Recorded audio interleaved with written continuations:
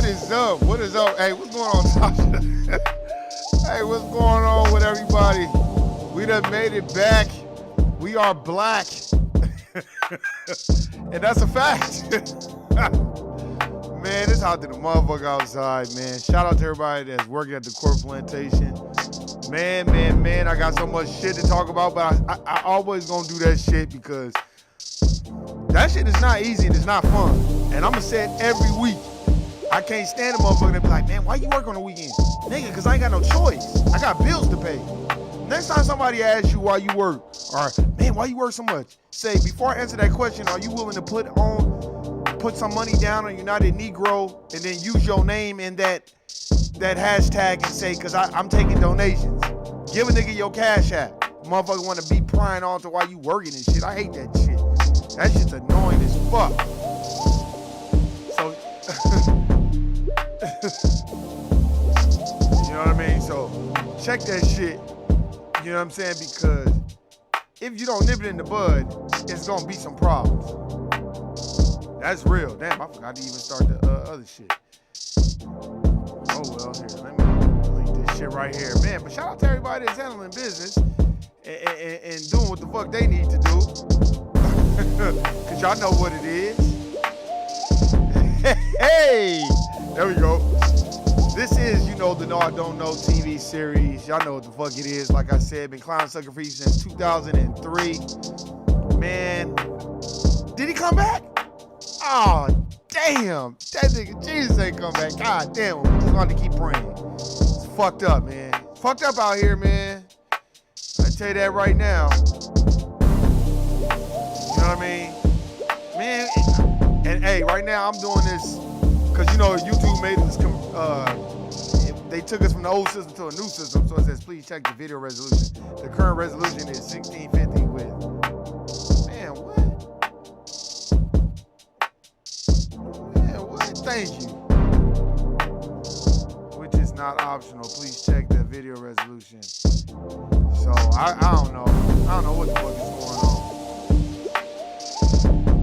YouTube is currently receiving data for the stream. If you believe, I'm just reading this shit, but anyways, we just gonna go with it. Hey man, shout out to the motherfuckers, like I keep saying, that's handling business and doing what they need to do, not wavering, not doing all the bullshit. Cause I tell you this right now, man. Hey. This shit is not easy. It's not fun. And it's not something, I was having this conversation the other day. It's just not something a nigga wake up every day and be like, man, I can't wait to go to slavery. I can't wait to get up and just be a slave. Man, come on, stop. Man, stop it. You know what I'm saying? So, you know what I mean? It's just something that we got to figure out, and it's something that we got to do. I think a lot of the times what ends up happening is we lose focus on some of the things that's going on. Hey, what's going on, Shawnee? I see you. And we get so, I would say, passionate about going to work. So that's why I'm always like, man, shout out to everybody that's handling business, man, because that's all we know, really. You know what I'm saying? What else do we know? We can't do nothing else. You know what I'm saying? So shout out to all y'all motherfuckers. Shout out to the motherfuckers that's still finessing and hustling and doing what the fuck they need to do.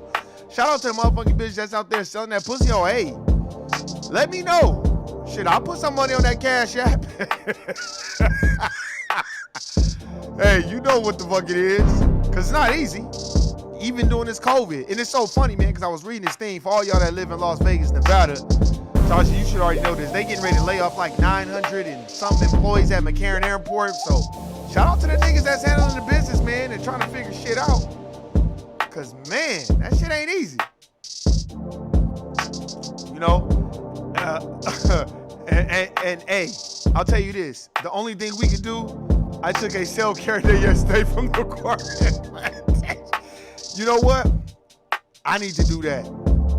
Shout out to you for that. Hey, I'm always learning. So shout out to everybody that's handling business and doing what the fuck they need to do, man.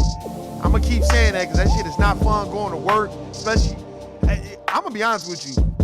if you're working 2 and 3 jobs, I got more respect for them motherfuckers, man, because I know what it is to work them 2 and 3 jobs. And I can't stand a motherfucker that want to ask you, man, why you working 2 or 3 jobs, man? Why you doing that? You know what I'm saying? Why you working 2 or 3 jobs? You know, you shouldn't be doing that. You can't even enjoy life. And then my thing is always like, okay, well, if that's the case, then why don't you put down on this, man? Help a nigga out with some bills. Hey, I tell you this, Shawnee. In my family, we wish we had a long lost relative pop up and give a nigga some bread. For real. Hey. Oh man, there's so much shit going on, man. So shout out to everybody. Shout out to my black folk that's handling the business and dealing with the institution of racism and white supremacy every day, because the shit is not fun. These motherfuckers literally can make up anything and say anything about you and you be gone. Trust me. You don't think I learned? I'm still learning, as Neely Fuller Jr. says. I'm still learning. That's why I got this Bible right here. Sometimes I skim through it and look at certain things to make me remember that, hey, nigga, you are black and they don't like your black ass. So shout out to everybody that's handling business. Let me turn this shit down. Man, hey. Man, hey, let me ask y'all a question real quick. Man, what y'all think about Kamala Harris? What did I tell y'all niggas? What did I tell y'all? America's Next Top Mammy. I probably made it too. I never get the notifications on time. Hey, you know what? I'll tell you this. Now, I ain't finna give YouTube the benefit of a doubt, but I am. On the old platform, because they upgraded it, so you had to switch everything, switch your stream key and everything. And I think they phasing out the old platform of how YouTube was ran. So when they phasing you into a new one, you had to redo your stream key and all that. And the interface is a lot better. And it's a lot better because now it's not the old interface. Basically, we just kept saying that the stream was bad. The stream was bad. But on my end, the stream is good. So I think they phasing that one out. And they switching it to another one. So, you know what I'm saying? We'll see what it is. Because I'm even getting y'all responses faster. Yeah, I'm getting y'all Hey, I'm not voting for her either. Hey, but let me tell y'all something.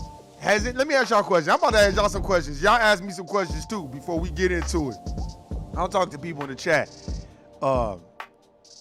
Has anybody told y'all that y'all really need to vote because Kamala Harris is the VP? I just want to know. Oh man, what y'all think about that shit, man? Because they really think that we should just go out and go vote on GP because Kamala Harris is the VP. Now, my personal opinion, of course they was gonna pick a black woman because they want the black vote. They're pandering to black people when really all the policies and things that they're gonna push for is gonna be for the immigrants. It's gonna be for every community but ours. I'm not hating on the Chinamen, the Korean men, the Cubans, the Dominicans, the Latinos.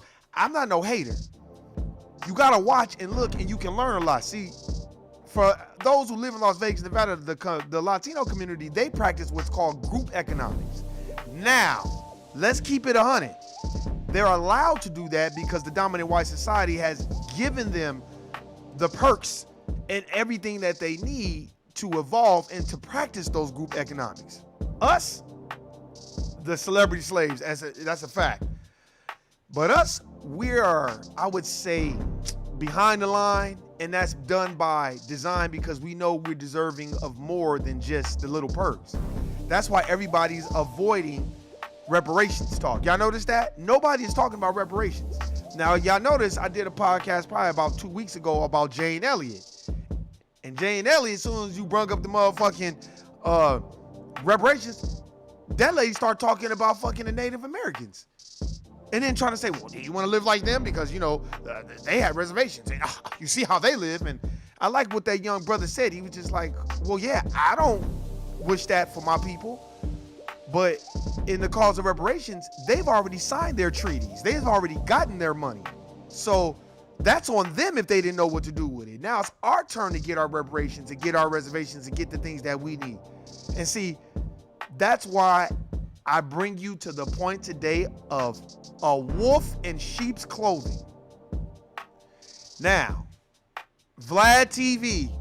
Now, I already was looking at him kind of suspect because you're making a lot of money off of black culture, and you started off in the stocks or wherever the fuck he started off in.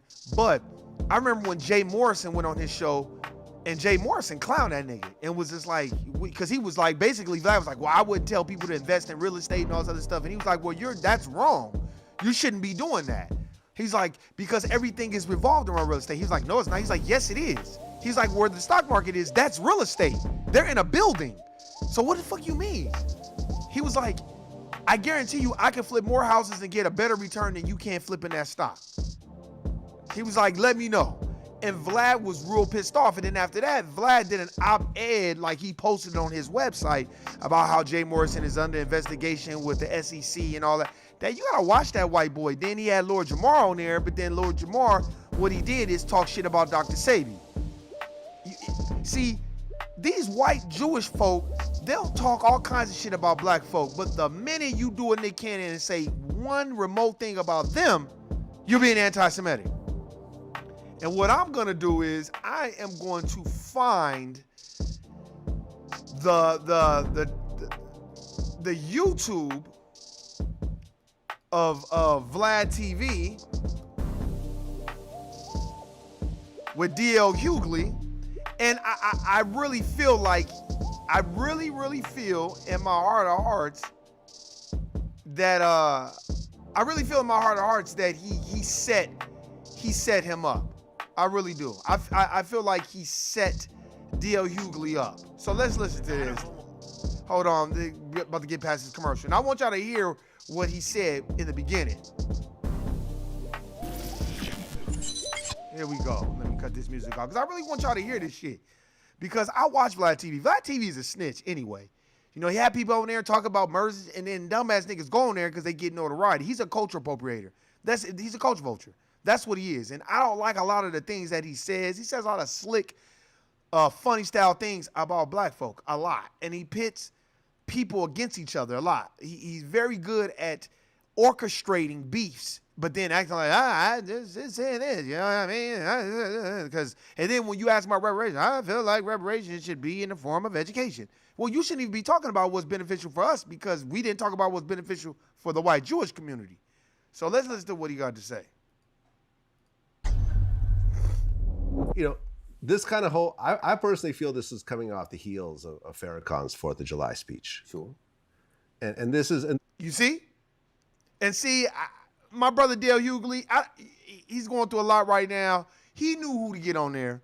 Because if you'd have got somebody that was like kind of like focused and on their square, I'm not saying that DL wasn't, they'd have been like, well, what do you mean? What do you mean by the Farrakhan? Like, wait, hold on. What do you...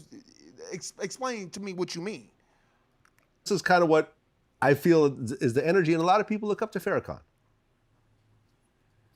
I mean, I've interviewed NOI members multiple times. Right. I've used FOI for security. Overall, I think the NOI is a group that helped out a lot of people. Right. Hearing statements like that bothers me. See, he started off, I've used them for security and all that. And so basically, well, I've used them, and so I have a right to say something about. No, you don't have a right to say. You don't have a right to open up your damn mouth to say nothing about the Honorable Minister Louis Farrakhan. That's the problem. We don't protect our own. So we just leave them out for the slaughter. We don't protect our own.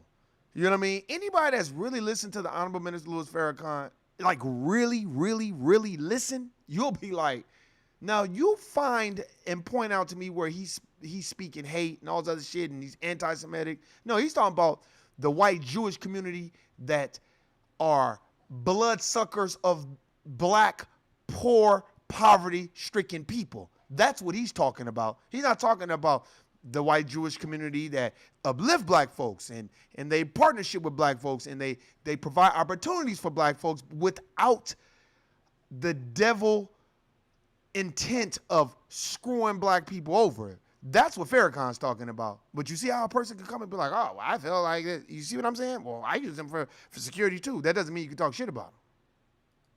You know, Jay Electronica chimed in with the whole thing. You know, he called the rabbi a coward and, you know, and so forth. And Michael Rappaport actually responded. You know, he says the man with a penchant for Devil White Girls. He said, "You love white girls like a rapper who can't finish his own album loves Jay-Z." Now, let's get on that.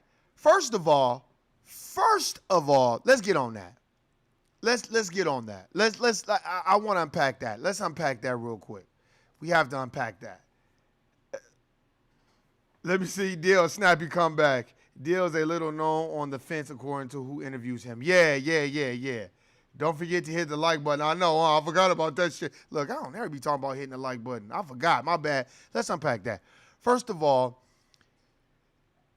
Jay Electronica is a genius in the art of rap. His album was a genius. And I don't give a fuck if Jay Electronica was dating somebody on Captain Marvel's planet. That doesn't have nothing to do with what we're talking about. And Michael Rappaport, who is, I would say, a white supremacist who just knows the lingo of black folk, I would say that he's a suspected white supremacist too. And the reason why I say that is because white people that are around black folk, that grew up around black folk, they're not going to say nothing disparaging about other black folk, even if black folk are wrong, because they know they're a guest in our house of hip hop. They're a guest in our house of culture. They know that. So they know the line. I'm talking about white folks that have been educated. Michael Rappaport feel like, because he done been in some Ice Cube films and he did The Tribe Called Quest, which I didn't really like because I felt like that caused more bullshit than bringing them together, which I did not like. He did a documentary on A Tribe Called Quest and I didn't like it. And I feel like he was culturally appropriating the group and the struggles that they have. And the thing that you notice about white Jewish people, or just white folks in general, they're never going to let you come into their culture and appropriate them and get the behind the scenes. I want y'all, anybody listening, go watch this documentary on YouTube called The 5 Percenters or The 1%. Go watch The 1%.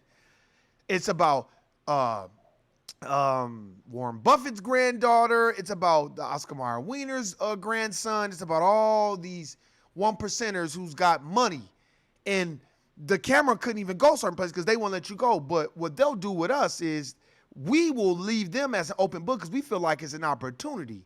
And see, I didn't like that slick comment that Michael Rappaport said about Jay Electronica, because Jay Electronica is a genius to me. And he's a part of Nation of Islam. I don't give a fuck who he date. See, that's the problem. You know, and let's remember this. Jay Electronica wasn't just dating some bum-ass white bitch that lived on Las Vegas Boulevard and Owens. Jay Electronica was dating a Rothschild descendant, a billionaire. Let's get that straight. See, let's get that straight. See, you see the paradigm, they try to give you the paradigm like he was just dating some bum-ass white bitches, that he was just some gully-ass nigga just saving a white bitch. No. No. Remember, this nigga was dating money, and y'all don't look at it like that, but they do. And when you're dating their money and you can get in between them and their money, that's when they have a problem. That's when they really have a problem. Because remember, he was dating a Rothschild. He wasn't just dating some regular person. And if I was Jay Electronica, I'd have been like, what, you mad because you white, you can't get a Rothschild? That's what my comeback would have been. What, you mad? Because you got to do bullshit movies? And because of my melanin, I can get Rothschild money? And I don't even want the money, and I get Rothschild money? Because that bitch left the billionaire she was fucking with to fuck with this nigga? See, that's envy behind that. That's jealousy behind it. You got to know how to decipher when motherfuckers be saying shit like that, because you got to look at the reasons of why and where it come from. You got to look at that. Let me see. Look at his lips during interviews. He talks emotion our issues. Deflection is real. Exactly. And that's what we got to know. You got to know when it's deflection. Because these motherfuckers will play these games. And Vlad TV bringing up what Michael Rappaport said about Jay Electronica, that's like when Nick Cannon had Professor Griff on his show, we start bringing up Professor Griff. No. This really didn't have nothing to do with Professor Griff. It had everything to do with the history of what they were talking about. But they just wanted to add Professor Griff in there. And they want to add the Honorable Minister Louis Farrakhan in that to frame this picture and give you this imagery in your mind that, look, he's around all these black men that hate Jews and all this other shit. I've never heard Professor Griff say he hated Jews. I've never heard the Honorable Minister Louis Farrakhan say he hated the white Jewish community. I've never heard him say that ever one time. And like I said, I've been listening to the Honorable Minister Louis Farrakhan since 2010. Y'all know the speech. I had Sprint before it was with T-Mobile, and we were the only ones that had unlimited data. And I had the motherfucking Palm Pre. And when I had the Palm Pre, I would listen to YouTube all day. That's when YouTube came out 07, 08. So 09 is when shit really got popping. And I just started listening to him because I was real frustrated about working at the corporate plantation. And it's just, you can talk about it with your family, but you just need a deeper understanding. So that's when I started listening to him. And as I listened to him over the years and started looking at my life and looking at how working in corporate plantations affect how I view things, I'm like, damn, he's right. You know what I'm saying? He's right about that shit. So with that being said, you have no right, Michael Rapaport, to speak on Jay Electronica, who is a genius. And you're just mad because he did an album with Hove. And Hove don't do albums with everybody. See, it's a lot of jealousy behind that shit. So y'all got to watch it. You know, it's what I find, I believe anybody who uses their belief to then tell somebody that their belief is wrong. The whole thing about this idea of serving a higher being is that it's supposed to lift you up, I would imagine. Like, I believe in God. I just don't believe that everybody who says they work for him really do. And I've yet to find fervently religious people on the whole, in the aggregate, who purposely try to make the world better. Like the people who have the loudest megaphones, the people who have the most exposure, the people who are the most visible, seem to have a vested interest in telling somebody they're wrong and I'm right. And I don't understand it. It was one of the reasons I stopped kind of being involved in religion, because I saw what it did and how it makes people act.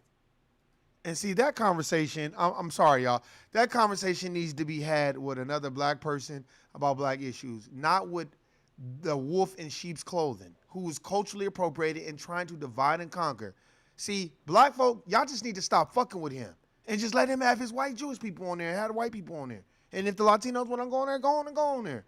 But I think black people need to stop fucking with him because that's what he does. And I feel like black people feel like, well, I ain't got no problem with him. And that's how you got to look at Dr. Claude Anderson's book, Black Labor, White Wealth.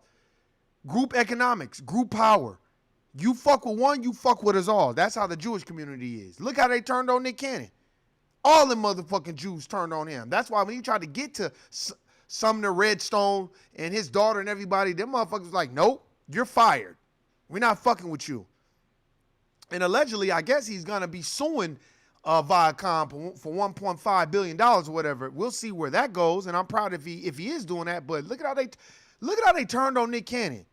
But we will never turn on them. I don't get that. I never understood that about us black folk. Ever, not one time. Never have I understood that.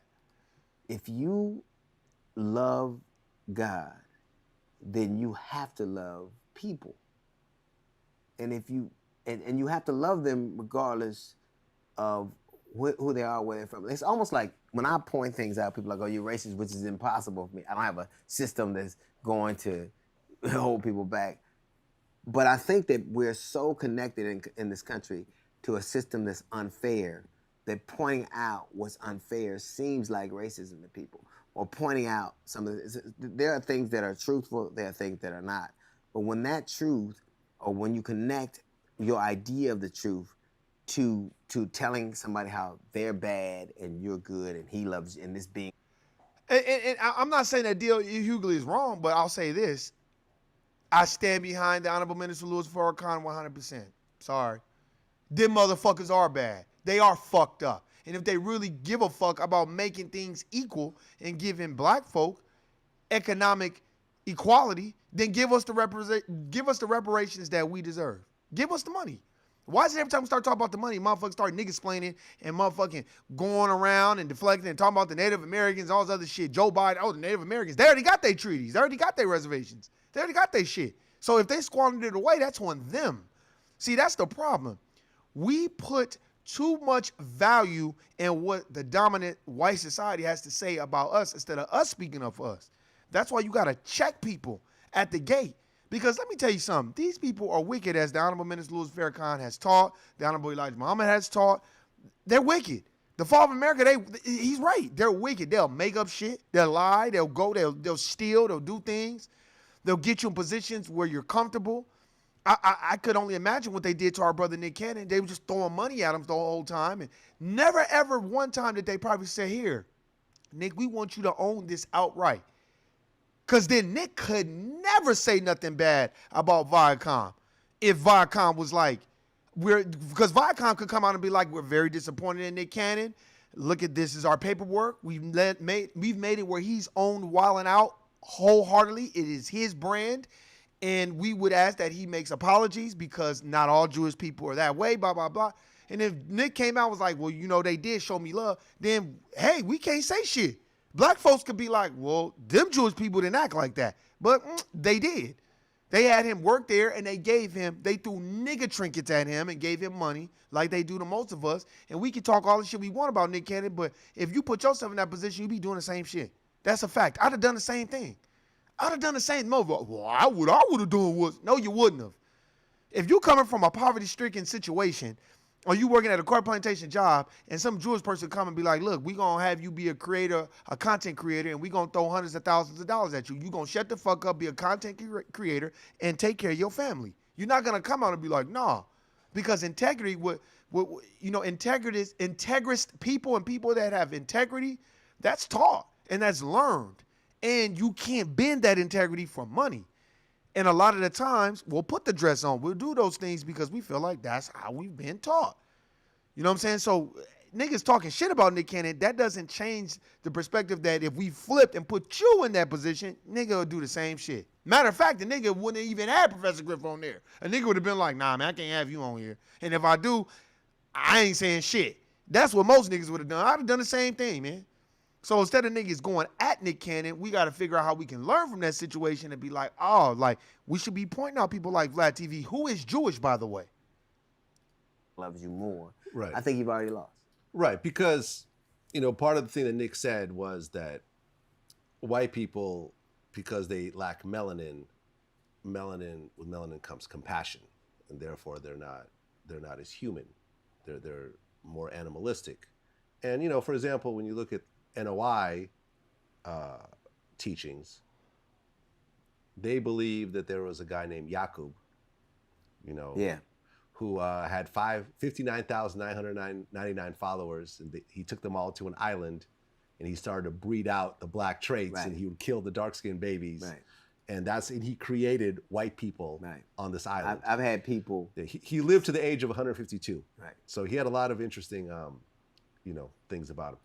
And you could believe this, or you could look at Bill Nye, who explains how people that live, near the equator have a certain amount of vitamin D, and, based on where you live in accordance to the equator, the vitamin D levels change. That's why you have lighter skin versus darker right. skin based on where you are in the equator. Right. At the end of the day, if you're deeply religious, you're probably going to believe the Yaqub story. I don't know anybody who's deeply religious. I don't know anybody who's deeply religious to believe that. I know that I've heard that. You've heard of the Yaqub thing. Yeah, Big dozen Ed times. Yaqub. Yeah. Dozens of times. You heard that? You know what I mean? And what trips me out about Vlad, what really trips me out about Vlad what really trips me out about Vlad TV is you're bringing up something you really don't know nothing about. That's what I don't like about Vlad. Let me hit the music on that nigga. That's what I don't like about Vlad. He'll start, and what you're doing is you got your audience, which are deaf, dumb, and blind people that don't really know no better, to be looking at Farrakhan like, oh, well, yeah, he really shouldn't have said that. No, he should have said everything he was supposed to say. You see Eminem met with Farrakhan. He met with him. Him and his Jewish manager, Paul Rosenberg. Yeah, they met with him. And it was a great conversation. See, they paint this picture that Donovan Louis Farrakhan is just this evil man. No, he's not. He's not evil at all. If you look at some of his speeches from the 80s and the early 90s, there were a lot of white people in the audience. Lots of white people, which fucked me up. A lot of white people in the audience. I'm like, damn, that's a lot of white people in the audience. Because white people know. White people know that Farrakhan's speaking the truth. Because if he wasn't speaking the truth, then why would they? First of all, if it wasn't the truth, then why you can't get this book, The Secret Relationship Between Blacks and Jews? Why you can't get this book on Amazon? Go get the Protocols to the Elders of Zion. Go get the International Jew. Look up Benjamin Friedman. Big time Israeli Jewish person who straight out said that what their plans were and how their plans were to dominate. That's why you got to go get shit about how the Jews came from Khazaria. Those are the real Jewish people, the Khazarians, the Khazars. You know what I mean? Dr. Claude Anderson talked about that with Dr. Boyce Watkins. This was like 3 weeks ago. He talked about how those ain't even the real Jews. They came from Khazaria. You know what I mean? But when we bring up Dr. Claude Anderson, he's crazy. So Dr. Claude Anderson is crazy too? So everybody is crazy? Man, stop. Stop. And Redman was upset. Redman was upset about that shit. He was upset about not owning How High. Because what they do is they just give you the bread. They don't give a fuck. Like, think about it like this. I think about this every day. That's real. That's not a conversation that needs to happen with those two people. That's real. I'll tell you like this. We'll put this out here. I think, in my personal opinion, that we are all programmed. I was watching this documentary today on Michael Tubbs, the mayor of Stockton, California, the young black brother. Dad was in pen the whole life and all that. Very, very good documentary. And what I liked about him was he wasn't no smiley ass politician. He more had a mentality like when he looking at you, he kind of like, he looked irritated already. He wasn't doing he didn't even do a lot of smiling with his wife. He just wasn't smiling a lot. Like, and I said, now that's a politician I would fuck with because he just wasn't doing a lot of smiling. And I just kept saying to myself, like, the only thing that I would disagree with him is you guys are giving grants and pushing for people to get an education, right? To come back to Stockton. But what they gonna come back to?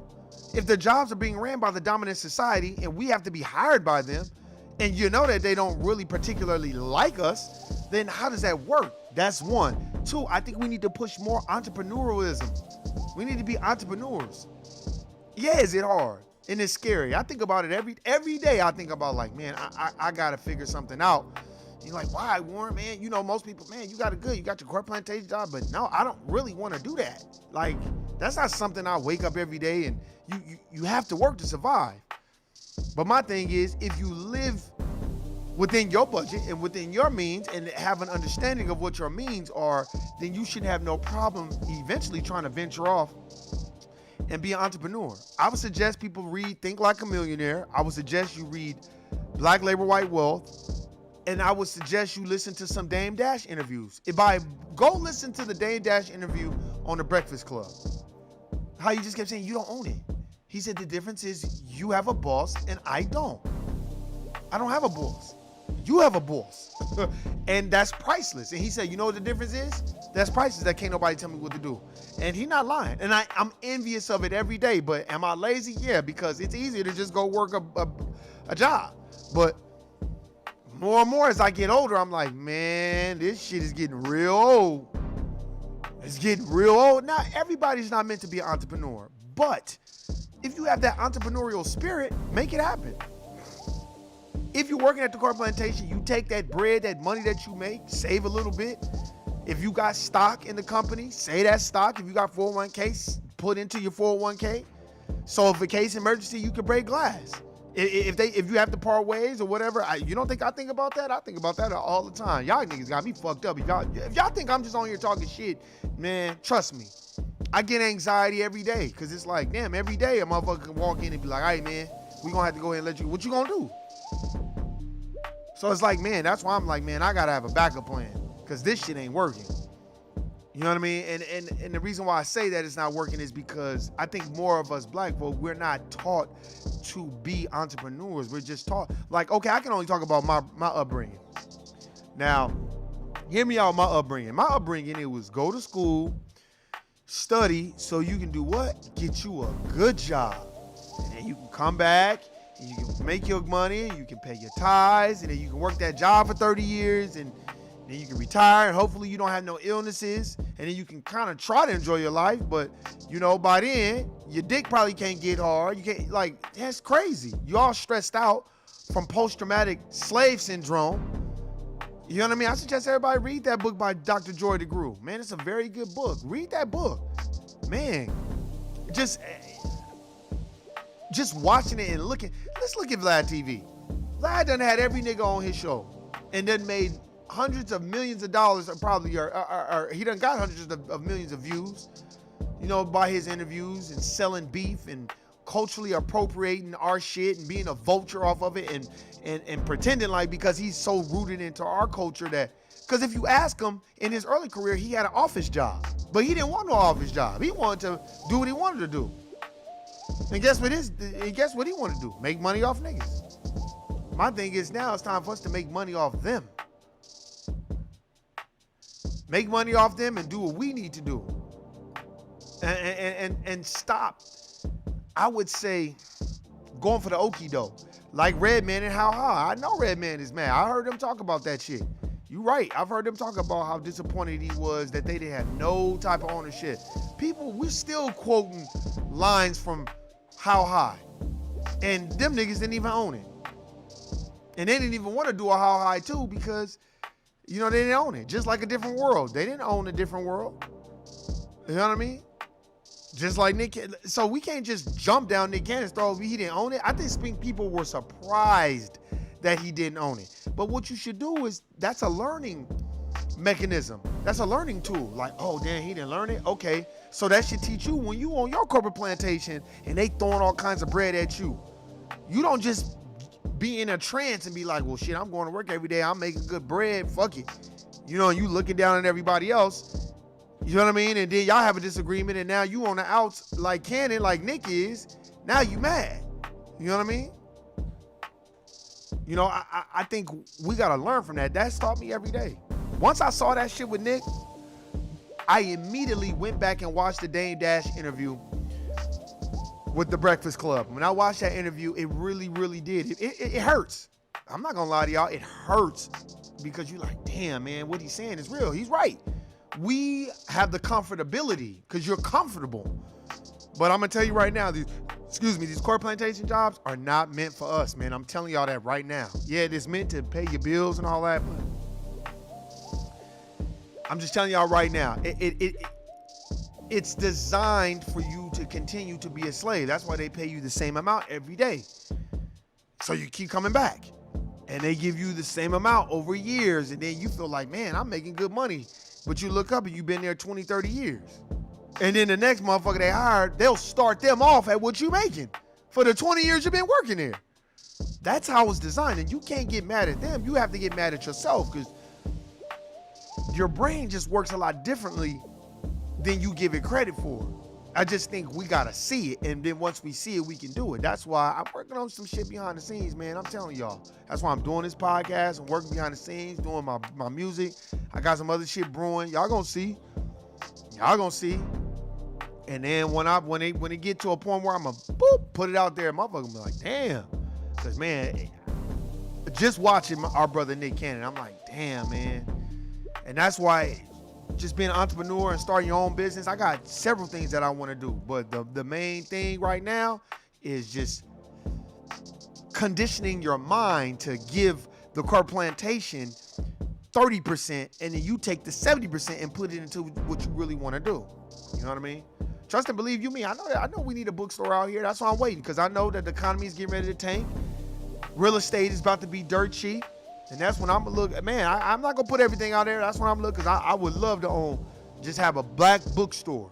And like I told y'all before, it's gonna have a whole bunch of European knowledge in there, but it's gonna be esoteric European knowledge. Like this book I'm reading, The Dark Prince not Rome, but the Dark Prince of. It's about Alessandro de Medici. That's the book I'm reading. I always forget the title, but it's a very, very good book. And this brother was on his own. He had his own coinage. He had his own money. They had him on money. Black people, but Italians will never tell you that. We too busy praising Gucci and Louis and all these other Italians. But you don't even know that it was a black motherfucker that was on the money back in the 1500s. Didn't even know that. Alessandro de Medici, son of Lorenzo El Magnifico de Medici. Didn't know that, huh? He was a son of a Moorish slave, and his father was Lorenzo El Magnifico de Medici. Very, very, very good book. I haven't finished it. I've been taking my time, reading, highlighting notes. Man, just gathering information. Very good book. But I'll tell you this, these are the things that we need to learn about, like Jeremiah Hamilton. Nobody knows about Jeremiah Hamilton. He's also known as the Dark Prince. And he was from Haitian descent, and he went on he went on White Wall Street and was running game on their ass. He's the first black millionaire on Wall Street. And they was mad as a motherfucker at his ass because he knew they tried to lynch him.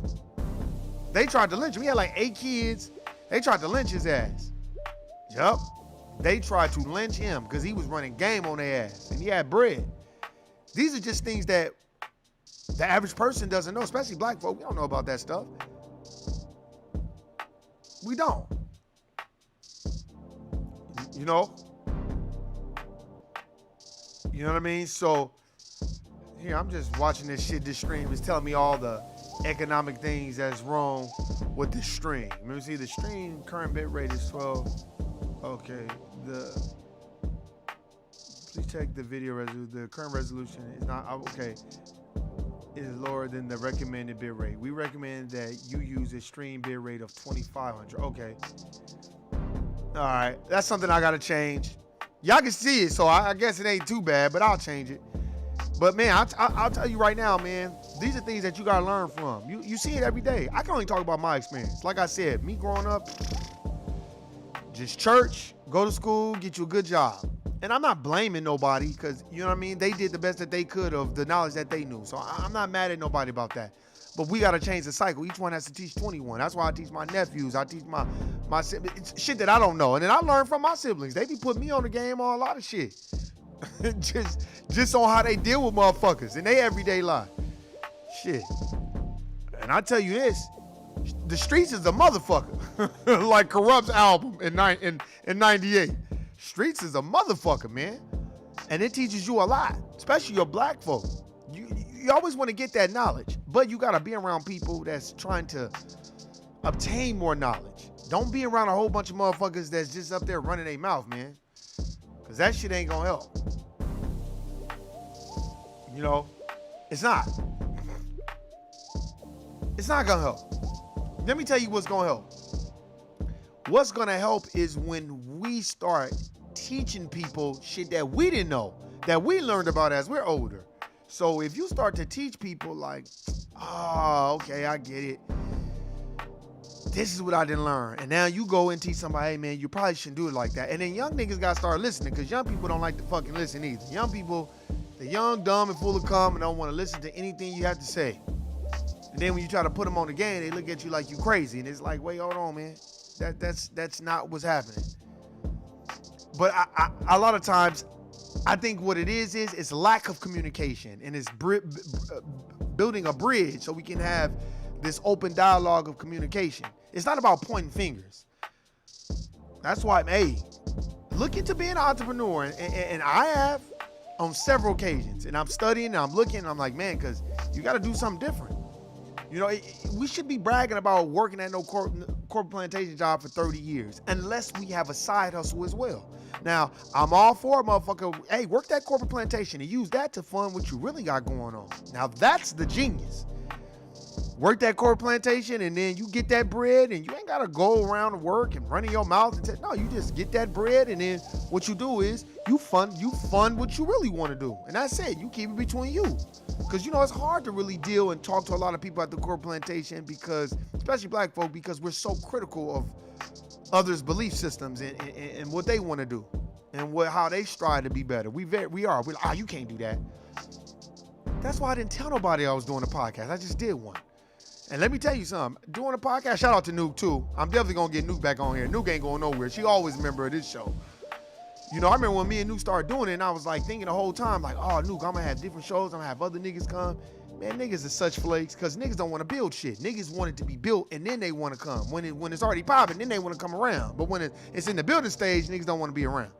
And that's one thing that it taught me about me. I'm like, well, I know how to just do shit on my own. I don't need a whole bunch of people around me. And now that it's just me, as far as doing this podcast, just me,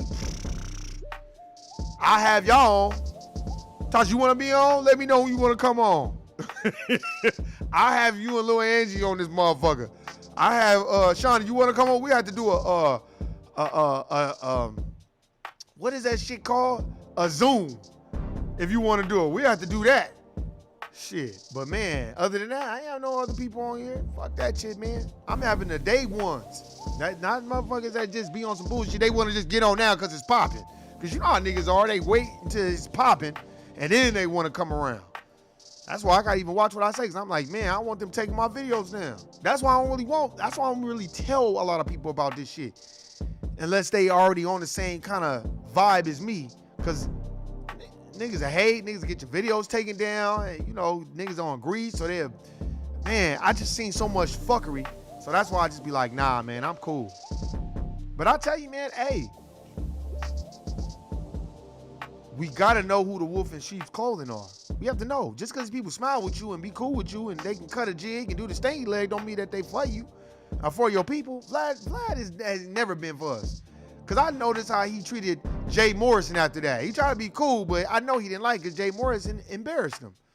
So he was very much embarrassed by that shit. Let me see if I can find that shit. I'm going to see if I can find that shit.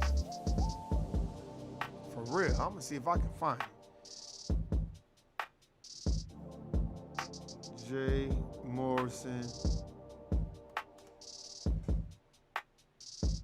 versus...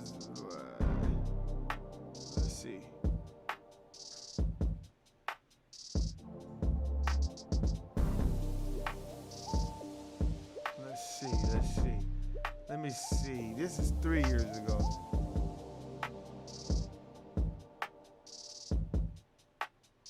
All right, debate don't stop. Okay, here. I'm gonna play this one. Let's see what they say. I'm gonna make sure here. I want y'all to hear this shit. Here we go. A lot of people arguing back and forth. So let's go ahead and revisit that. Okay. So let me put it like this. When it comes to commercial real estate, and which is any real estate which brings you... Hold on, let's see. I don't think that's the one. I think this is the one. Jay Morrison debates with Vlad on whether real estate is a scam. So when you talk about selling cocaine, there's a lot of violence that goes along with that. You know, it's not a game where people are polite and do business in a traditional sense. Like, what do you think was the most violent situation you were ever in during that time? All right, let's get to it. Bad day. And so one day, you know, I forgot where I was taking him to, but he was in my back seat. And, you know, I was the big homie in regards to, I was the one that was supplying everything, and I was the one. And I know what it did for me when I see pictures from the outside world. So I would just send a guy. Yeah, I'm going to fast forward through this. I'm sorry, y'all. For 20 years. The first 20 years are most So of you the could have a interest. 30-year mortgage. 20 years in after paying, you look at how much you owe, and it's damn near the same amount as when you started. Mm-hmm. You're responsible for all the repairs of the house. Mm-hmm. And when you actually do sell your home, a huge chunk of money goes to the real estate agents, both the buying and selling agents, as well as the closing costs. Well, typically 6%. I wouldn't call that a huge chunk. Hey. See, he was fucking with a real nigga right here, because this nigga Jay Morrison know that real estate shit. That nigga be on point. 6% of 100% is not that 6% of bad. the total cost, plus there's the closing cost, the escrow cost, and everything else like that, which is thousands of dollars. It can be, depending on the size of the house, and the closing costs can be deferred to the buyer, but I understand what you're Right. saying. Ooh, and he's not lying because they can defer it to the buyer and they can release those closing cost fees and shut it down where they don't charge you none of that shit. That's a fact. Now, when you look at the stock market, you could buy and sell at essentially zero cost. When stock Unless you got markets crash, a broker, because real estate you can sell without any cost as well. Just don't use the broker. But in stocks, if you're using a broker, you pay costs as well. You pay commission on selling. Everything Jay Morrison is saying is a fact. Just listen. Selling the well, stocks as well. can you actually buy and sell without a broker? Yes. You don't need a real estate agent to buy real estate or sell real estate. Okay, so you're saying that you could put your house. See, this is what happens when you get an educated nigga on his show. That's very oppositional because he knows what the fuck it is. For sale, you could put your house up for sale yourself, and Yes. then an individual has to approach you without an agent themselves, and so forth. Yeah. But isn't that a rarity in the buying and selling of homes? Most homes are bought and sold with agents. Well, the real estate association, which I'm no longer a part of, right? The board of realtors is not just a real estate. Every real estate agent is not a realtor. The realtors are part of an association. They have millions of dollars. They do great marketing to make every homeowner and people like yourself think that you need us to sell your house. Oh, he just broke down the game just like that. Because that's how they get paid. So that part is essentially a scam. The fact that real estate investment in home ownership education is not taught in our schools is a scam. Facts. They teach you how to dissect a frog, but not how to own a home. And yes, they did. I learned how to dissect a frog in biology, but I never learned how to buy a home. All these misconceptions would lead people like yourself to not be well informed going into real estate. Well, if you're not informed, yes. If you're not informed in dinner, any industry is going to feel like a scam because you don't know the shit. You're going to get ran over. So, Okay. with knowledge base, yes, you can buy and sell without using a broker. Okay. But in stocks, the same thing. Right. Now with stocks, you can buy and sell instantly without a cost. I mean, there's apps like Robinhood, which actually are zero cost trades. Stock markets recover from crashes much faster than real estate markets. The money is liquid at any point. You could sell $1 million worth of stock in 2 seconds. And the companies that you're actually investing in are actually generating money. Unlike a home, which is really, it's not generating money, it's just based on a price that people feel that it's worth.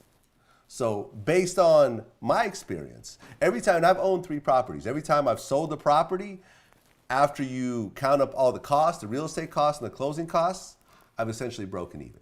I didn't lose money, but I didn't make any money. During that time, in retrospect, if I had put my money in stocks instead of putting it into down payments and so forth, I would be much better off financially. These days, all my money is in stocks, and the amount of money I made from stocks is massive.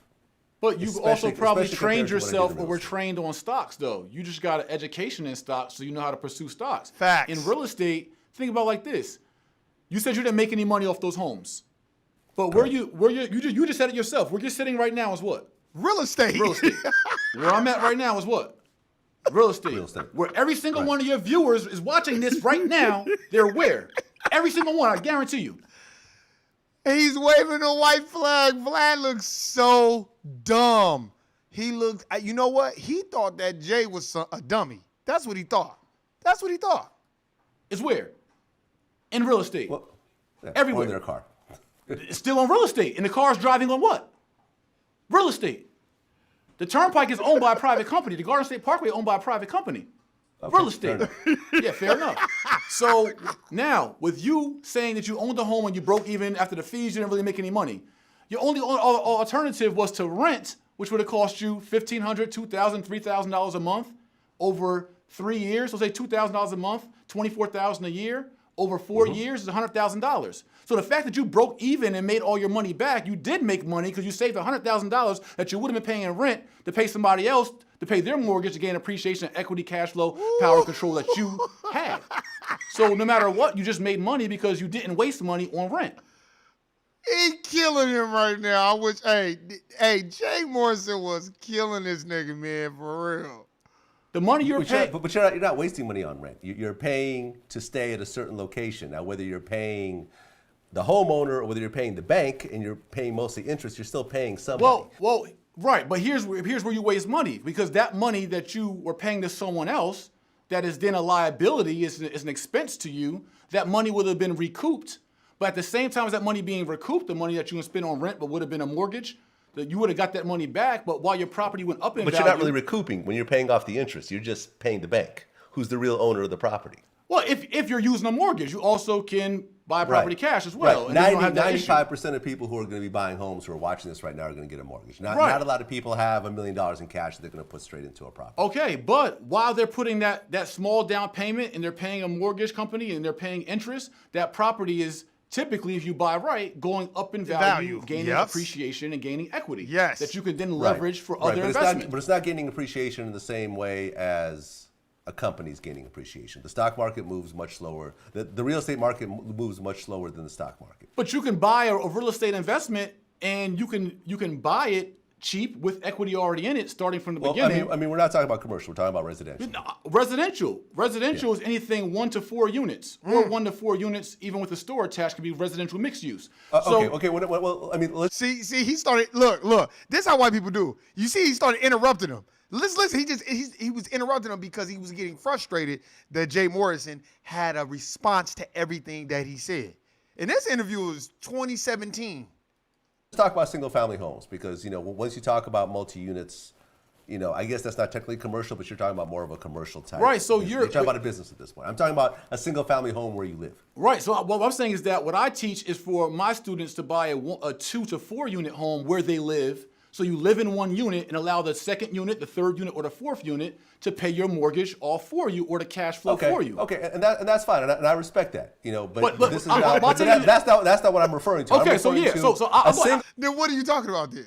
a single-family home where you apples live with by you. yourself. I'll go apples for apples with you and talk about single-family home versus stock market. So you're talking about that. The stock market, but see, where it's not apples for apples, you're talking about where I live versus an investment vehicle. Let's compare investment vehicle versus investment vehicle. You want to compare the home in which I reside to an investment vehicle. Where you live is not necessarily an investment. I don't look at you owning a roof over your head as an investment. I look at it like you got to live somewhere anyway.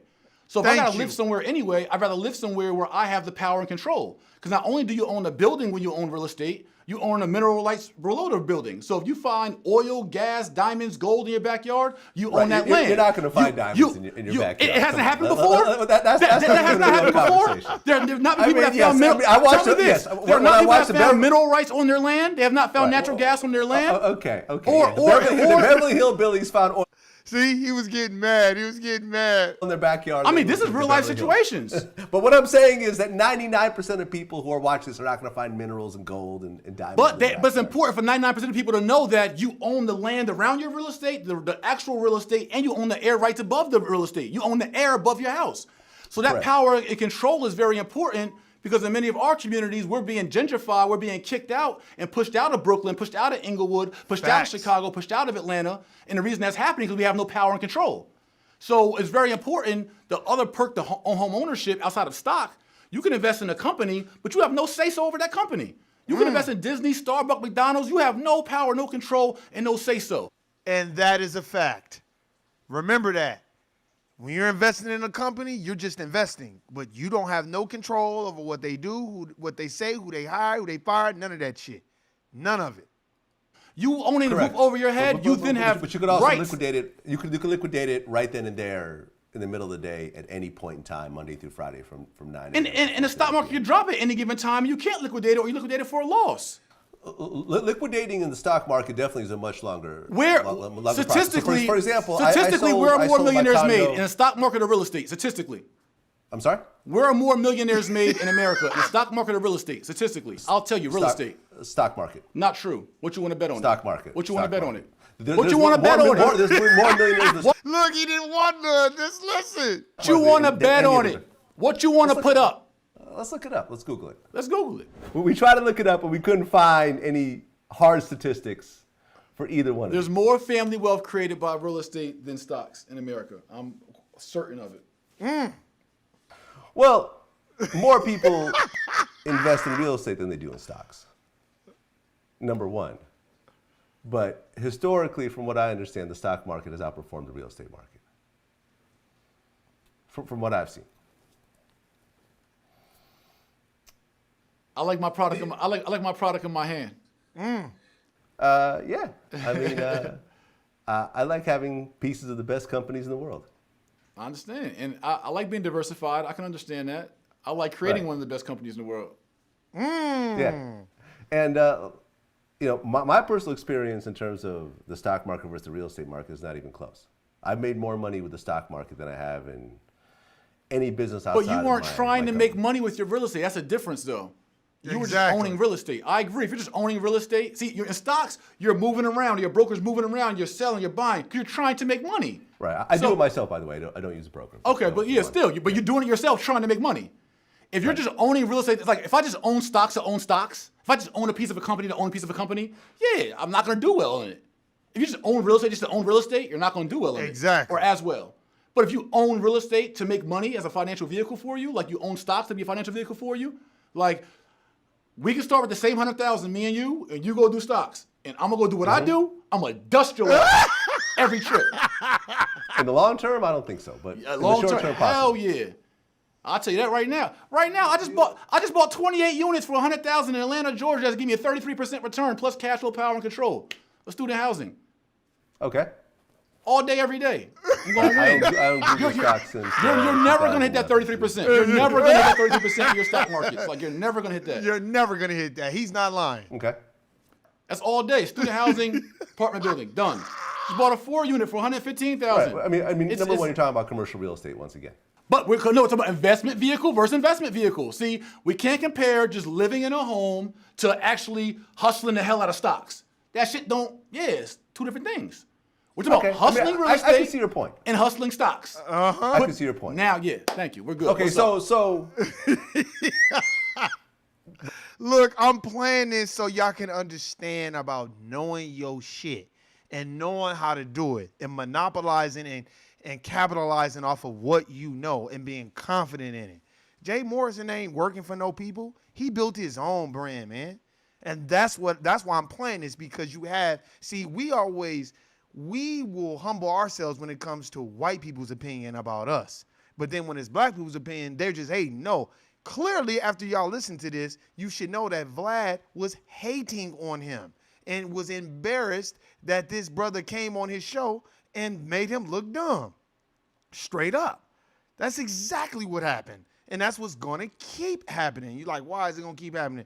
Because when you know your own shit and understand exactly what's going on, nothing could change that at all. Nothing could change it. you would agree with me in the sense that if a person had, let's say, $100,000, Right. and they took that 100,000 and put it into the home that they live in, versus taking that versus renting and taking that 100,000 and investing in the stock market, they would do better in the stock market than the home. I don't know. I say if you follow what I put in my book, Lord of My Land, and you go buy a 2, 3, or 4 family house and you go live in one unit and rent the other 3 out, you're gonna do better than you would have putting that money in a stock. Because now you're living for free or living with cash flow, and you got power control, and you got equity and appreciation, and you got the tax write-offs from the other units. So you got tax advantages, power control, equity and appreciation, and you got to live somewhere anyway.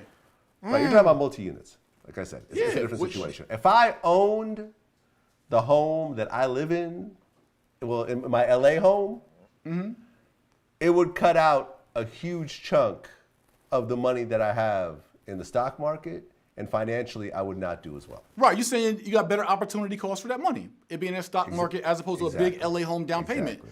I'm saying, based on my life experience, that if I took the same money, that instead of putting it into just a home or putting it into the stock market, I'd rather go put it into a 2, 3, or 4 family home or multi-unit home or a single family that I'm flipping because I evaluated the deal. I know I'm buying it under value, it's distressed, and I'm gonna sell it for more than what I purchased it for.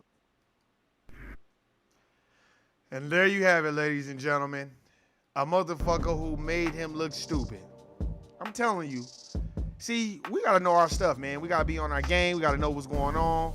We have to understand it. And when you watch videos like that and you break down, because I went to go see Jay Morrison like in person, very, very knowledgeable brother, and the people he got around him is very knowledgeable. He don't got dumb people around him.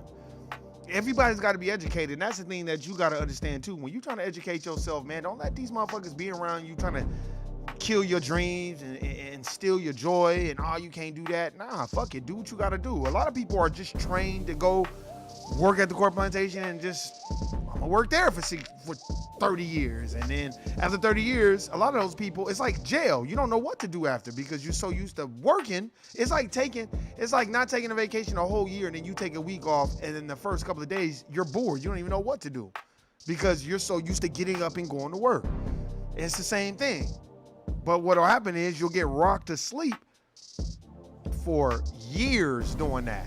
And listening to Dame Dash, listening to Jay Morrison, listening to Tariq Nasheed, listening to, man, hey, you gotta be a business owner and have your own shit, man. And that's why I'm already plotting and planning on what I'm gonna do, because, man, hey, it is comfortable. I'm the first person to tell you it is comfortable. You just go to work, get your little insurance, get your shit, you Gucci. But what isn't comfortable is a motherfucker just being able to take that shit away from you at any time. That's the shit that gives me anxiety, and I'm pretty sure it gives most black folks anxiety. Ain't a black person in this United States of America wake up every day thinking that they got their job in the bag. No, every day they probably like, fuck, I gotta go deal with some bullshit. So I think that's just very, very imperative that we understand how things work and know what's going on within our situation. Read, man, and even reading Think Like a Millionaire, I let my nephew read, and I'm pretty sure it opened up his eyes. I'm like, damn, man, maybe I need to do shit differently. You know what I'm saying? It's so funny. You even look at the marijuana industry, the weed game out here. They got the weed game locked and boxed. Niggas can't even get into the weed game. Not the way we would want to. To open up a dispensary, these motherfuckers want to charge you $500,000 to open up a dispensary. You know what I mean? It's fucked up, man. You gotta have your business like they got so much red tape behind the shit. But you see immigrants owning weed dispensaries, white people owning weed dispensaries. But when it comes to our brothers, it's like, what the fuck? And then a lot of that shit, that shit comes from the government. Anytime the government had their hands in some shit, it's mass production. Please believe it's gonna be some fuckery involved in that shit. That's real. So I would suggest that everybody be around people that's moving and shaking and got something going on. That doesn't mean, see, let's get something straight. Don't be around motherfuckers that got the biggest house. A lot of times people that got the biggest house, they're the most miserable motherfuckers because they're not happy inside and out. No, be around motherfuckers that mentally got it going on. Mentally, like, nah, they humble in their ways. They know how to put you on the game. Be around people that's readers too. If they're readers, you're gonna know by their dialogue. And if they're not readers, then you can put them onto some stuff. Remember, don't be a philosopher to them. I had to learn that. Just put them onto the book and be like, hey man, check this book out. And then eventually, they'll just start reading other books. And then they'll get it. You know what I mean? And that's the only thing you can do. And that's the only thing you can say. And hey man, it's no diss to the people and to us that I work a corporate plantation job, so it's no diss. I'm just saying, let's not get comfortable. You know what I mean? Let's not be the type of people that we're comfortable in, and we want to do it versus wanting to be, I would say, an entrepreneur. I'm talking about the black folk, man. Black folks are not taught to be entrepreneurs. We taught to go to school, get a good job, and go work, and go work at the corporate plantation for 30 years. We're not taught to go to school, get a good job, and be an entrepreneur. Use that education so you start your own business. We're not really taught that. We're more taught to be reinserted back into the matrix. And it's like, I'm trying to teach a game. I'm in the matrix. Don't come in here because it's very illusory and it's fucked up. And you'll look up and 20, 30 years of life is gone, and then you can't even really enjoy it because you just working at the job the whole time. Get around people. We gotta stop. Another thing too, we gotta get off not wanting to communicate with people that's handling business. We all gotta and then the people that's handling business, be communicative and don't try to be so non-communicative. And that's me too, because sometimes I get so focused on my shit, man, I can leave my phone in the room, don't never really answer the phone, never really do shit because I'm so mentally focused on, man, I gotta get this, I gotta go to work, But it's like, man, that shit becomes consuming. I know it does for other black folk. I know it does. And I know other black folk be like, fuck, here we go. I gotta wake up and go to this job again. Or let me wake up and do what the fuck I need to do. You know what I mean? And I personally think that that's a distraction too, because we're chasing the money. That's why I always tell people, just live within your means, man. It is very difficult. It's not easy. You want more for yourself. You see people with more. That's the whole distraction. You see people more. Hey, I'm around people that got more than me every day. Straight up. But what taught me was I gotta be me and I can't be them, and I can't keep up with them because what they eat doesn't make me shit. So I can't do what they do. I gotta do what I do. You know, with this economic crisis that's about to hit and this motherfucking COVID-19 and all that, like, man, they about to be doing layoffs. The shit is about to tank. So this is the time where it's time to make some bread and handle business. So when this economy tanks, every black person should be trying to get them an FHA loan and going and buying a property for a little pennies on the dollar. They should just let it drop to pennies on the dollar and then go try to get on. Don't let these people tell, oh, you can't buy no job, no buy no crib. Yeah, you can. In 2010, there were houses going for $50,000 in decent neighborhoods. If I'd have had the bread and I wasn't bullshitting, I could have bought 2 houses. And just think, if I'd have had 2 houses right now in this economy before it's getting ready to tank, I'd be making all kinds of money right now. And my family would too, but we weren't together because everybody's got their own plan, and you know, and then it sounds dumb, and then niggas don't want to put their money into it. And I get it, because you know, when it comes to money, everybody's not honorable. Niggas be like, nigga, I just gave you $1,000 to go towards that house. I know I didn't see you come out that goddamn Foot Locker with some Jordans on. You know, that's another thing. We got to be honorable in business, and we got to understand that we got to put our money where our mouth is, and we got to do actions and good work. And stop worrying about everybody else and worry about what we doing. And that's what I've been focusing on, I would say, the last week. Like, okay, what do I need to do? This is crazy. What do I need to do? What do I need to do? And then you deal with all the racism and the anti-black racism, and it really, really socked me in the fucking face. And I'm like, oh, I gotta wake up, man. And that's what made me really like, all right, it's entrepreneurial time. I gotta figure something out. I gotta sell my likeness, and I gotta make some bread off. The first step was doing this podcast. Been doing this going on 2 years. This 2 years went by fast as fuck. Then second thing is coming up with you know, a business. Then once I come up with a business, gotta learn how to market it. And watch, I ain't gonna say nothing, but man, y'all see. and when it happened, shit, y'all motherfuckers gonna be like, man, I hope ain't nobody putting nothing in the chat, because I can't see nothing. Damn, dude, the chat even, is the chat even working? Let me see. Let me type something. I'm gonna type something in the chat and see if it, oh yeah, I think it's working. But sometimes the chat room don't be working and shit. But anyway, hey man, look, I'll tell you right now, entrepreneurism is the way to go. Entrepreneurism is another form of life, and it's scary. But I think more black folks should be doing it. You know what I mean? That's just my partake on it. You know what I mean? I think a lot more of us should be participating in what the fuck is going on, and not here. Let me. Thank you. I'm gonna get out of that, and let's bring it back.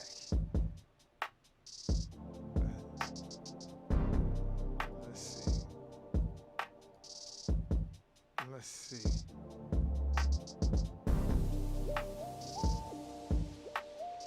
There we go.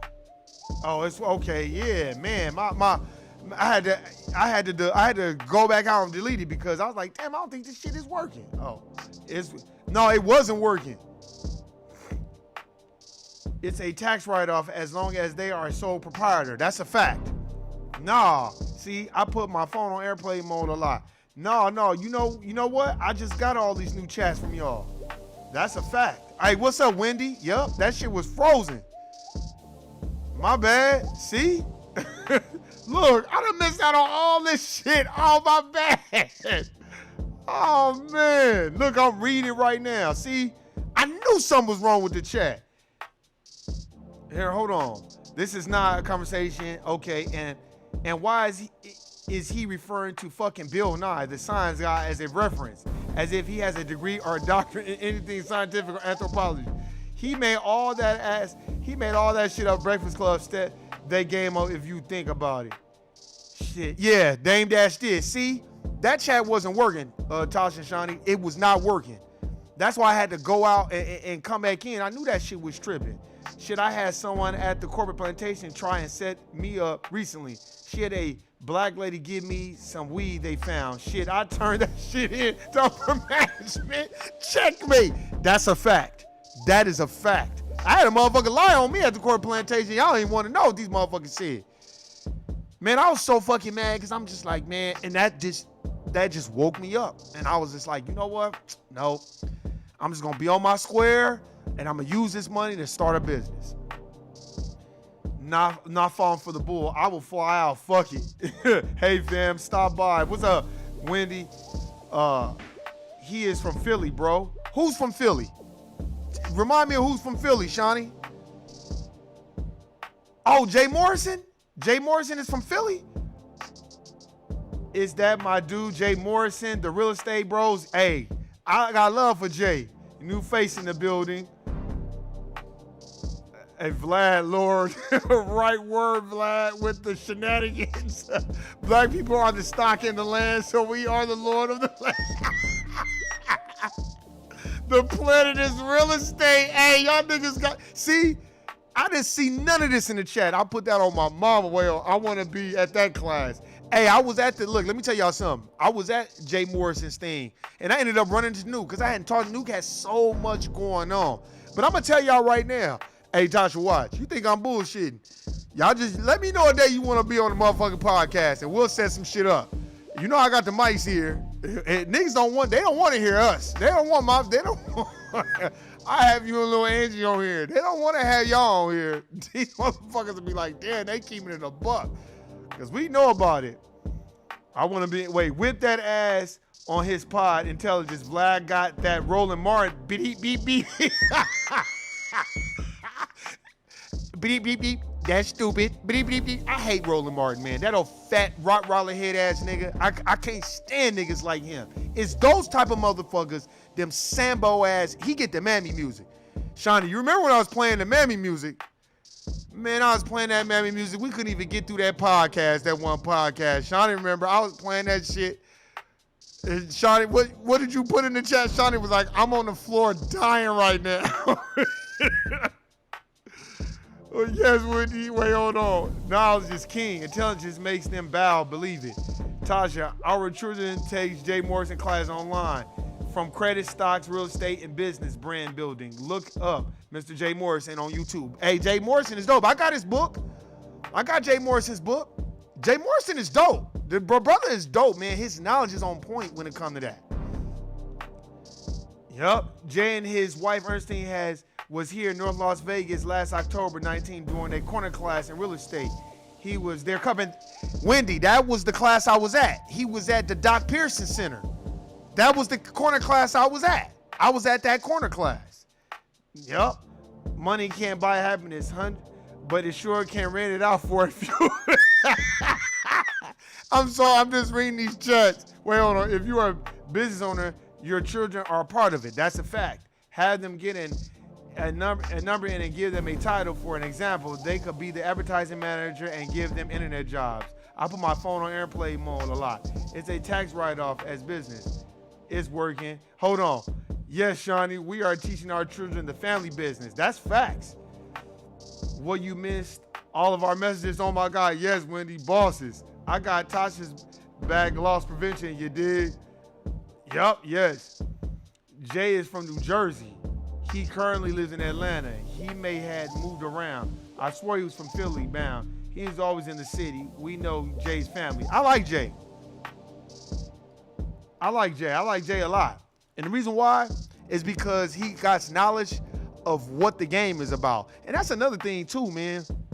What I was learning too, just listening to him at the corner class, what was it? It was equities versus liabilities. He was like, because I remember I said something, he was like, so tell me some liabilities. And everybody was naming off liabilities. And then Nuke was there. Nuke was dying laughing. And I was like, child support. The whole crowd was laughing. Everybody was laughing and giving me that. Cause I was like, child support. And he was laughing too. His wife, Ernestine, it was probably about 100 and 200 people out there. Everybody was laughing because I was like, that's a liability. And I think that too, that's something we got to come together on too, man, is each one teaching and being a mentor. That's why I gotta talk to Whoopo. That's my nephew too. Cause we got some stuff and I gotta talk to him about it too. Because it's time to start investing in ourselves. As Dame Dash says, if you don't put the money up, you're not a boss. You know what I mean? So you gotta put your own money up. You gotta invest in yourself and not be scared. You know what I'm saying? The session was good. I was up the front. I think I did hear you in the audience. Yeah, Wendy, I was there. I was the nigga that said child support. Wendy, tell him, Wendy. I was the nigga that was there, cause Nuke didn't even know I was gonna be there, cause Nuke, I sat in the back, and then Nuke came like when it had already started, and then I knew a couple of other people that was there too, and then I was, remember when he was like asking for ideas, like he wrote on the white paper. He was just like, I can see you doing that too. Hey, he wrote on the white as Wendy. Wendy, remember he was just like, all right, so he didn't say equity. He said assets versus liabilities. That's what the brother said. And I was like, everybody was naming things. He was like, what's a liability? A car payment, rent, this, that, clothes, shoes, Gucci. And everybody was naming all this shit. And then I was like, child support. And then before he wrote it, he tried not to laugh. And then his wife was laughing. Everybody was laughing. Everybody was giving me fist pumps, and like everybody was laughing because I was like, that is a liability. And then Jay was like, yeah, he right, that is a liability, and he wrote child support up there, and everybody was dying laughing, and I was laughing too though because I was thinking like, damn, that is a liability. You know what I'm saying? I get it. Sometimes you gotta put a motherfucker on child support because motherfuckers just don't be wanting to pay shit, and I get it. To each his own. My personal views on that is I feel like it can be worked in-house instead of outside of the house. And I get it. Some niggas keep their kids and women don't want to help, and some women, it's to each his own. You know what I'm saying? My thing is, I feel like when you create a family together, you got to be in it together, whether you like the person you had the baby with or not. And everybody got to be on the same page. And I feel like now is the time, because I'm telling you, this shit is about the tank. It's really about the tank. Jay's company is giving U.S. business loans up to $50,000 on a 650 credit score. I will keep you all up on the info. You ain't lying. She right about that. Yep. And his class is only like $400. And that's a lot, but I would say him, Boyce Watkins, if you're not fucking with Boyce or you're not fucking with Jay, man, niggas is crazy. Straight up. You have to look out for a lady named Lynn Richardson. She has tips on getting your money returned to you, Black Queen, up on her taxes. Jay knows about that child support. Remember I mentioned that shit? Wendy was there for that. And you know what? Hey, Shawnee, remember when we was talking? Remember that one podcast I did? Tasha, I think you was in the chat. It was you, Tasha, Tamisha was there too. And I was talking about how all the laws are written out of Delaware. And then a lot of companies are LLCs, limited liability corporations out of Delaware because the laws are written and skewed towards, the fuckery. So it can be very elusive and evaded. Now people are starting to wake up and kind of see that shit because they know that the shit is real. I'm telling you. And there's so many things you can do. Like you can get you a traditional IRA so you can claim up to 5 G's on taxes for that. But we're not taught this. You know what I mean? Nah, Jay and Boyce for us for these items. College, exactly. That's real. I'm going to tell you right now, man. If you're not fucking with Boyce Watkins, I got to get his collection. I got Financial Love Making and Think Like a Millionaire, but he's got American Money, like 3. I got to get all 4 of his books because those, to me, I feel like are going to be priceless and worth money one day. I got Dr. Claude Anderson's library pack. I got his library pack. I I got Dr. Francis Cresswell. I want to get Ranoka Rashidi's books. I want to get Dr. Leonard Jeffries' books. I want to get all of Professor Griff's books. You know, we gotta support our own. We can't just be waiting for everybody else, and we cannot allow people like JW, whatever that white boy's name is, to speak on black folks' terms like Vlad TV. He clearly had D.L. Hughley on there as a setup. D.L. Hughley didn't know that he was gonna do that and name it that. But he brung up the Honorable Minister Louis Farrakhan. And, I've had Nation Islam on there, but they won't be fucking with you no more. Oh, good looking out on hey, Sean, you know I don't be telling niggas to hit the like button. I don't never tell niggas to hit the like button. Oh, hit the like button. Hey, yes, because they are tax exempt from a lot of Delaware for certain things. Exactly. That's why. Now look, I see you got that book, Shawnee. Title 4, Yo Swag. I forgot what the title, but that's a very good book. And let me tell you this. That's why on the back of your Social Security card, it says it's made in Baltimore, Maryland. That's Delaware. Baltimore, Maryland is Delaware. That's Washington, D.C., that's Delaware. You know what I mean? That's why the Social Security, the main office is there. And then you have that red number on the side. That's wherever your Federal Reserve Bank is. So hit the like. Man, I'll be forgetting about that shit. But yeah, man, hey, one day watch. I'm gonna have my sisters on here watch. Well, I should name the title, Niggas Ain't Shit. And just let them go. They probably got stories among stories. I don't even think I'm the funniest one in the family. I think they more funny than I am. One day I am gonna do it. Cause one day I will do it. Just have them on and let them go have a little woman's topic. And they can talk about their experiences with racism and anti-black racism. Like I said, man, I don't hate on any other racial group. I give them props. I got good people that I know, you know what I'm saying, Latino brothers and sisters, man, and they understand it. They understand what's going on. And I'm not mad at them for practicing group economics. I could never be mad at them for doing that. I'm mad at my people for not learning the game of group economics and putting people on the game. That's why I'm going to start sitting down and educating my family on things, because this economy is getting ready to tank. And God damn it, my siblings, if I got to force their asses, wake their ass up. Their asses is gonna be at these auctions and looking to get them a fucking crib. Cause when these cribs drop to 100,000 and 180,000, 90,000, you better buy a crib. Fuck that.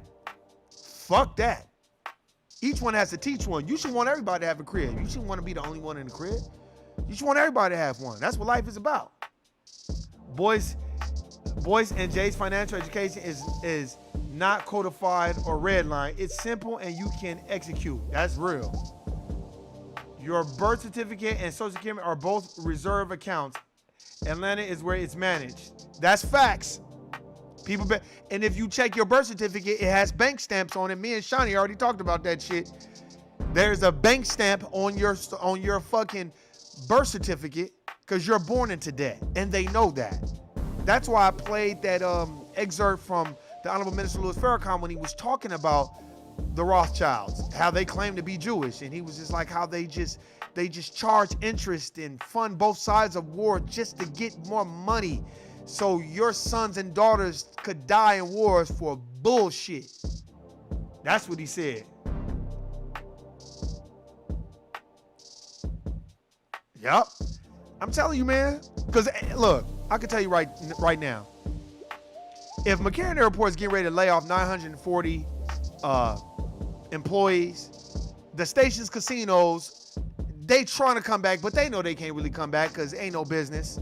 The movie theaters is definitely not coming back. I don't see them ever coming back. So now they're already working some type of formula. There's talk that Amazon was going to buy AMC. So the movies, y'all can kiss that goodbye. So a lot of this shit is not coming back. And wait till the fall, which is right around the corner when it's flu season. Then they just gonna shut everything down. Our certificates and Social Security numbers currently being traded on the stock market. Facts. The birth, yeah, you are being traded on the stock market. That's a fact. Those Social Security numbers, that's why you have a Social Security number. That's why when you eject yourself from the system, you're a sovereign citizen, which they don't like. I got a book on sovereign citizens. It's written from this dude in Las Vegas. I haven't gotten to that book yet because I've been reading other knowledge and shit too. But yeah, man, it's a whole nother rabbit hole. And I don't think people understand that. Straw man. That's why you can create a straw man account, a limited liability corporation, an LLC. You know what I'm saying? And you create that, and then you do your business, because that's what these people be doing. Look at WeTV at the bottom of it. It'll say WeTV, an LLC company, a limited liability corporation. So when you suing, that's why when people are like, I'm suing the government. Go ahead and sue the government, clown. No, you have to sue United States of America Incorporated because it's a corporation. But most white people don't know that. I think because a lot of the times we so enamored by whatever white folks tell us, like Jane Elliott. We talking about reparations for black folks. This bitch talking about Native American reparations. You see how elusive they can be and deflect? Look at Vlad TV. He was so mad at Jay Morrison because Jay Morrison was like, I'll bet I'll dust your ass and I'll make more money on it, and you got to live somewhere anyway. But see, Vlad is so elusive, he'll have you thinking just invest in stock and not real estate. No, you invest in real estate and then you go get you some stock. I didn't buy stock first. I bought me some real estate. You buy the real estate first. That's the most important. You gotta live somewhere. And the thing about it is, and what's fucked up, and the reason why when this economy tank, I want everybody to know, go buy you some real estate. Because let me tell you something, the prices drop and they go up. And right now, the real estate economy is fucking niggas over left and right, charging an astronomically a bunch of money for rent. They're charging a whole bunch of money for these houses. They're charging $700,000 for a house that's not even gated. How you gonna charge $700,000 for a house that is not even in a gated community? It's a house that any nigga could just walk up on and kick your door in. You ain't got no security, ain't got no gate or nothing. That should tell you that the economy, the bubble's getting ready to burst. And when it does, I'm gonna be alerting all my relatives, every single one of them. Now there's no excuse. Now is your time. And ain't no, let me tell you something. Don't let these people fool you talking about you gotta have an 800 credit score. That's illusory, that's bullshit. FHA loan, you need a 640 credit score or 650 for an FHA loan. That's all you need. Human resources for corporations, check and see if you live in a sovereign state. Yep, I need to check that shit too. See, you know, a lot of people, man, look, it's about group economics, man. Poweronomics is about empowering the people around you. I'm not saying if you have people from other races that want to put you on, listen to them. Listen to them, but a lot of times we'll listen to them, but won't listen to our own folk. And I think that's where the problem lies. Hell yeah, I pay over $1,200 a month. Thank you. See how they doing you? Now, if you're from Las Vegas, Nevada, like, are you living there? Like I do, Wendy, Tasha, you should already know. Nigga, I was paying $600 for a 2-bedroom.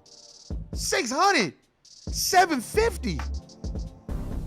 And nigga back, and $750 was a grip. And then all of a sudden the economy takes shape and form, and now it's booming. Now, for the same place, they want to charge $1,200, $1,300, $1,400. They know that shit is priced out the game.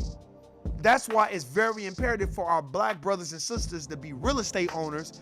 So now, even if you want to go, let's say you want to go live in an apartment, or let's say you want to go live in an apartment, but you want to own real estate because you don't really want to pay none of this stuff. Go live in your apartment for $800 a month and charge $1,500 a month for your rent. You pay $700 a month for your rent and charge $1,400 a month for your crib. Now you can pay for other stuff. Now you use that money and put down on another crib and be living, if that's what you want to do. There's a million ways you can make shit pop. But we are not taught that. That's the only thing that I don't like about our black religion when it comes to black folk. We teach, Jesus said it, and Jesus said, go to heaven, be good, but we're not teaching each other the economic game, man. That's why we need the Jay Morrisons, the Dr. Boyce Watkins. We need those people. You gotta really read these books and listen and understand. Go on YouTube and listen to what the fuck is going on. Get the audio book. And the reason why I say that is because it's very imperative that we as people, black folk, start buying up this real estate. Because let me tell you, the Latino community is coming in here and in drove and buying the shit. And I'm not mad at them. These motherfuckers is buying up this property. It's 10 of these niggas living in 2 and 3 bedroom homes. They don't give a fuck. Tasha, that could be a tax write-off if you live in a certain amount of miles from your employment. Your travel expenses are tax deductible. Yes, they are tax deductible. Shawnee is spitting that real game. Yes, it is. Your travel is tax deductible. That's a fact. That's a fact. Because I'm telling you right now, these are things that we got to learn. That's why I'm just waiting. I've been telling my siblings the whole time. I've been telling them. We haven't met up as much because everybody's busy and working and got everything going on. But I'm telling you right now, the economy is going to tank. And when it does, ain't going to be no excuses because you'll be hearing from me. Either a text or phone call. All right, now the shit done tanked. The shit done tanked. So what you doing? You know what I mean? Because now it's time to handle business. You feel me? Now it's time. And I get it. It is a lot. That's why you wait for it to tank. Let me tell you something. If I would have waited one more year, I could have came up. But me being impatient, not having the right people around me, that's what happens. Once you get an in and fictitious name, yep, you can write off most everything under your business name. Yep. A straw man account. Wendy, you got to show me how to do that shit. I know what it is because I read the book about creating a straw man, which is basically that's the man in front of you. Like, oh, you trying to sue Warren? Oh, that's Warren. Or, you trying to sue me? Oh, I don't got no money. Such and such has got the money, and they ain't even got it, and that's your straw man. I know a little bit about it, but I'm not educated about it. I'm not going to sit up here and speak like I'm very, very fluent in that type of dialogue. Hey, man, every day is a school day for me. That's why I'm like, man, I'm telling you right now, it's about education. I'm telling y'all, man, Wendy, man, look, I got this phone. I'm about to start interviewing y'all. For real.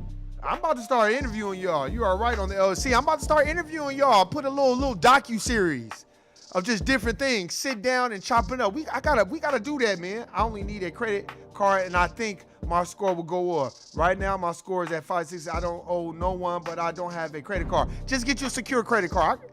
Get you a secure credit card. They'll charge you like $100 or $200 or $300. Secure, right? Charge. Look, let me tell you what I did. You can charge $50 on gas and pay the $50 off. Because now they check your credit every month. They don't check your credit every 90 days anymore. So 1 month you can have a good month, and 1 month you can have a bad month. But at least it's monthly, which means your credit score will go up quicker. So all you gotta do is get you a secured credit card through whatever clown-ass banking institute.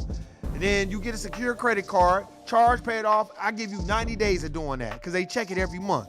After they check it, your credit score will shoot through the roof, and then you'll be just like Mike Jones. Back then, they didn't want me. Now I'm hot. They all on me. Trust me. You can get a secure credit card for $250 at One United Bank, black home. You know what? Where's One United Bank? Is that located out of Atlanta?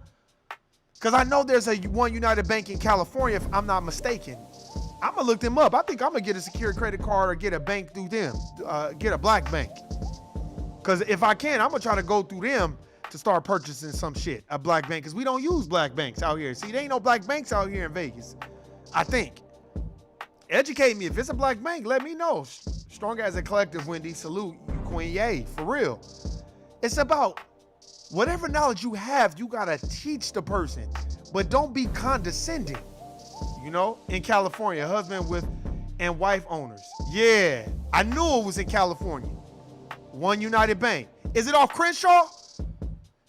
Because it used to be Great Western Bank off of Crenshaw, and it turned to One United, if I'm not mistaken. And that's a black-owned bank off Crenshaw. I know everybody use Crenshaw, but I'm talking about Crenshaw and, oh, God. Not too far from because it used to be a Great Western Bank on Crenshaw, if I'm not mistaken. But I think now it's One United. I haven't lived in California in so long. I've lived out there in 20-some years, so I couldn't tell you everything, but I know it's a black-owned bank. Yep. And I think you can do it online. Sure can. Yep, for $250. And $250 ain't bad. $250 ain't bad, because I think Bank of America charged me $300. And then these niggas, then Bank of America, these niggas didn't even give me my money back. Because if you use and pay, they supposed to credit your account or give you a check. And these niggas was still treating me like it was secured. And in the fine print, it said, this credit card is only secured for a year. And after a year, your money will be refunded. Well, I forgot about it, and they never gave me my money back. Oh, Massachusetts company is One United Bank. Okay. Yeah. And they never gave me my money back. And these niggas ended up on me like $800. Almost, yeah, I think it was almost a G. And it was pulling teeth trying to get them to give me my motherfucking money. Yep. Because it was no longer secured, and they were charging me a banking fee for a secure credit card every month. And it wasn't secured anymore. It was unsecured. And I had let it go on for like 2 or 3 years. And then finally I saw this thing. I was like, man, what is this charge? And it was like, oh, that's for your security. And I was like, well, the credit card's not secured anymore. And it was like, oh, it's not? And I was like, no, it hasn't been secured in years. So then they were like, oh, well, we might owe you money. Then they transferred me to somebody, oh, that's not our department. They was giving me the run around. Y'all know how these banks are. And then eventually I finally spoke to somebody, and then they was like, okay, we'll be refunding your money to your account. Because they was charging. I'm telling you, these motherfucking banks are slick, man. Yeah, okay, that's the name. I didn't keep it in my phone when you gave it to me. Okay. Yeah, One United Bank. Yeah, you go online and get that. Because $560, man, you'll get your shit up to $650 to $690 in 6 months.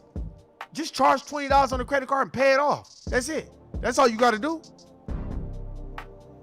You can get it online and open a checking account. They will offer financial management. They are about Black economic power. We cover them on the Mag Monthly. For sure. Hey, man, you got to tell me where this magazine is, man. Send me the link or something so I can read the shit, too. I want to know about the magazine so I can pub it. Straight up. But damn, I've been on here for almost 2 hours. Hey, man, look. Go back, listen to it. Go listen to Dame Dash on the Breakfast Club. Go listen to him. Go listen to him. Go listen to him. Listen to Jay Morrison. Listen to Dr. Boyce Watkins. And hopefully that'll get your creative juices going, because as Black folk, we are all creative. And we're a movement by ourselves, but we are a force when we're together. That's a fact. And if each one can teach one, then we gonna be on some slum bullshit. So we gotta come together and make it happen. That's real. The credit card's called United Visa Secure Credit Card. Hey, check that shit out. Cause look, if you get on it right now, I'm gonna tell you, hey, for sure. I'll say this one thing before I get off. If you get on your shit, your credit, everybody right now, get on your credit right now. You ain't gotta have no 800 credit score, just 650. You get on 650, by the time this economy take, which would be probably mid next year, then it'll take the housing market 6 months after that. Then once the housing market drops to a affordable price, you'll be ready to buy your crib. And let me tell you something, you'll have me, Wendy, Shawnee, everybody will be able to reach out and show you. I'll be right there every step of the way. Fuck that. Everybody buying a crib. Around me, you gonna own a crib. Fuck all that. All this bullshit and renting and all that. Cause see, right now, what happened is renting is, to me, it's only profitable when the economy is tanked. Then you can get rent for kind of cheap. But then once the economy starts booming, they fuck you, because then they raise the rent. So fuck that. Own your own crib. So then in your own crib, you ain't got to worry about your rent being raised. You get you a 25-year fixed mortgage with a good interest rate. You'll qualify for the FHA. Shawnee and Wendy, they know all that shit. Okay, check the email. Okay, so all right, I'm gonna check it on my phone. That's on my other phone. You know me. I got 10 different phones. Nigga be like, hello. But anyway, hey man, I appreciate all y'all. I'm gonna check my phone, Shawnee. I'm gonna email you back. We gonna get together and do some business, man, for real. And I want to get you up. If I gotta interview you and come and interview you, we gotta do that. And Tasha too. I gotta get y'all on. We gotta get it from a woman's perspective too, especially women that's dealing with racism, white supremacy at every turn. Hey man, I appreciate everybody listening, subscribing. This is the No I Don't Know TV series. I'm your boy Warren G. If you're around a person that's talking about ain't no racism and what about black on black crime, guilty, nigga. I'm out. Peace.